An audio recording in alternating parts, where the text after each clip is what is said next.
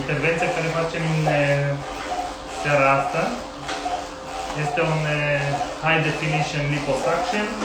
Este un liposuction odată făcut cu Vaser Pro, în care este un aparat în care pur și simplu se topește grăsime, în care pe urmă noi intrăm cu aparatul asta care numește Power Assisted Liposuction, unde noi de fapt recoltăm toate grăsimea care s-a lichifiat aparatul ulterior și o să facem modelarea corpului. Super, super. Iată că ne urmăresc 45 de fete. Dacă aveți un comentariu, vreo întrebare, vă rog să ne adresați. O să stăm câteva minute live, tocmai pentru că vrem să facem ceva mai inedit, să vă arătăm exact cum se desfășoară o intervenție live. Deja intervenția este pe la jumătatea ei în desfășurare. Înainte a fost infiltrare, acum se face aspirația. Avem o întrebare de la Mera Emanuela, ne întreabă la ce preț începe această procedură. Această procedură începe de la 4.000 de euro,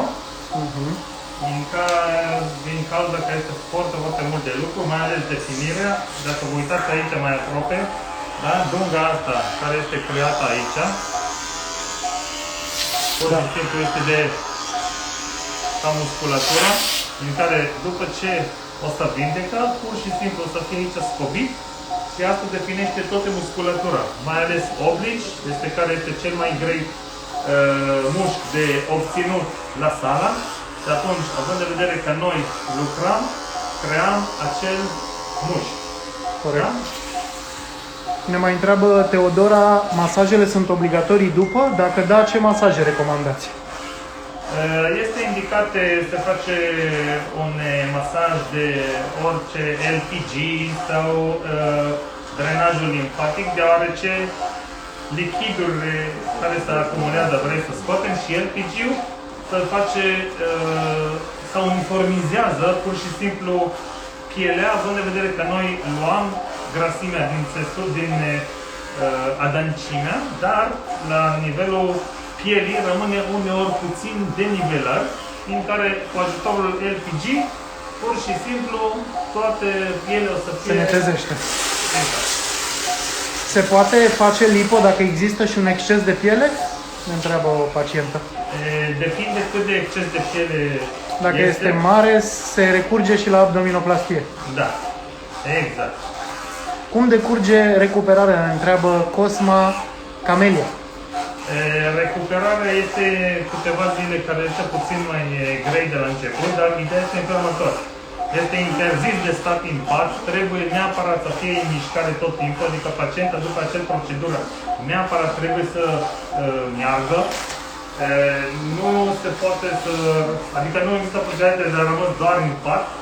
Eu tot timpul spun la pacientele după operația de lipo, mai ales de Vaser, că e doar operată, nu e bolnavă. Oameni bolnavi stai la pat, doar operată și neapărat trebuie să mergem în continuare, da? Adică să facem plimbare în continuare. Absolut. Mai avem o întrebare de la Teodora. Te îngrași mai greu pe zona cu lipo după? În zonele unde noi realizăm liposucția, mai ales cu ajutorul de Vaser, în care Vaserul pur și simplu topește toate grăsime în zone respective. Dacă vedeți, atâta piele este la momentul respectiv, puțin, așa, da. Și aici se simte mușchi. Da. Atunci pielea asta se lipește de mușchi, da? Da. Și se face fibroză acolo și nu se acumulează acolo grăsimea never ever.